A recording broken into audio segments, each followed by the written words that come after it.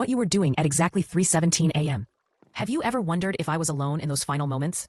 Sarah, I need you to drive out to the crash site tonight.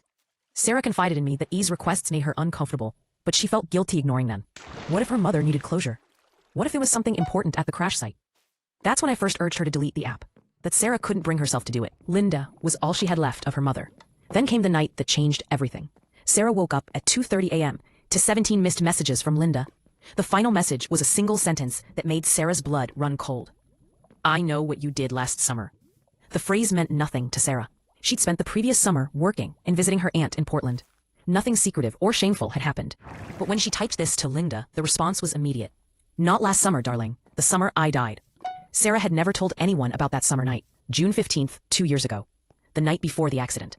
She and her mother had gotten into a terrible fight about Sarah's relationship with her then-boyfriend Marcus. Linda thought Marcus was manipulative and controlling. Sarah thought her mother was being overprotective and judgmental.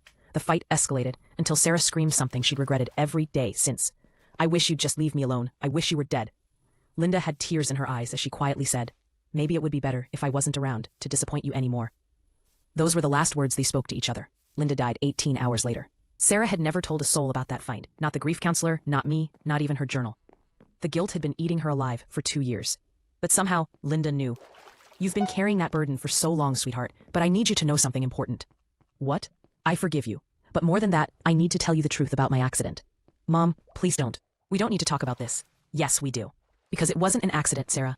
This conversation happened 4 weeks ago.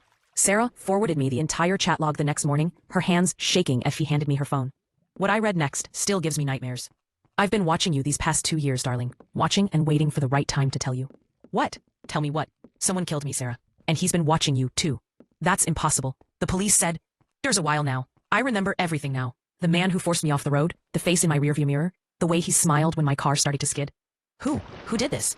Dr. James Brennan. Sarah went white when she read that name. Dr. James Brennan had been Linda's colleague at the university. He taught psychology while Linda taught literature. Sarah remembered him from faculty parties, a tall, thin man with pale eyes and an unsettling smile. He'd always paid too much attention to Linda, asking her to dinner, sending inappropriate emails, showing up at her office with flowers. Linda had filed a complaint with HR just 3 weeks before her death. Brennan had been pressuring her to date him, and when she refused, he'd become increasingly aggressive. Linda had told Sarah she was handling it and not to worry. Sarah immediately looked up Dr. Brennan online. His university profile showed he'd taken a sabbatical immediately after Linda's death. He'd never returned to teaching. His last known address was 47 Elm Street, an abandoned house on the outskirts of town. The conversation with Linda continued. He's never stopped watching you, Sarah. He thinks if he can't have me, he'll settle for you. This is insane. How could you possibly know this if you're just an AI? And because I'm not just an AI anymore, darling, I'm